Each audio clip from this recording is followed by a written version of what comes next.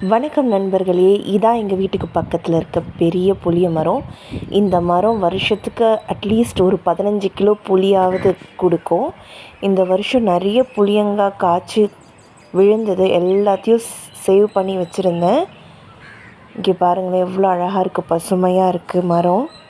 அப்படி சேர்த்து வச்ச புளியங்காய் தான் இது ஃப்ரெண்ட்ஸ். மொத்தமும் மழையில் நனைஞ்சு போயிடுச்சு. நான் வெயிலில் காய வச்சுட்டு ஊருக்கு போயிட்டேன். 2 டேஸ் கழித்து வந்து பார்த்தா ஃபுல்லாக மழையில் நனைஞ்சி மொத்தமுமே வேஸ்ட் ஆகிடுச்சு ஃப்ரெண்ட். கிட்டத்தட்ட ஒரு 5 கிலோ வரும். இது அதுலேருந்து எடுத்த புளி. இதையும் வெயிலில் உணர்த்திருக்கிறேன், நிறைய எறும்பு ஏறிடுச்சு. ஸோ பாருங்கள் ஃப்ரெண்ட்ஸ் எப்படி இருக்குன்னு. நிறைய எறும்பு ஏறிடுச்சு, வெயிலில் உணர்த்திருக்கேன். சரி 1-2 தேருமான்னு உடச்சி பார்த்தோம் ஃப்ரெண்ட்ஸ். ஒரு புளியங்காய் கூட தேரலை,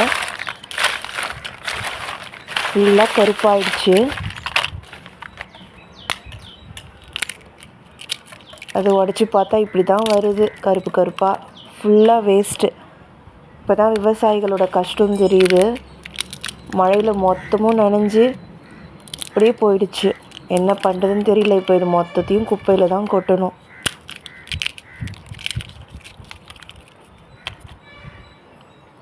பொருளை வீணடிச்சிட்டோமேன்னு கொஞ்சம் கஷ்டமாக தான் இருக்குது. உங்களுக்கு இந்த வீடியோ பிடிச்சிருந்தா please like, share and subscribe.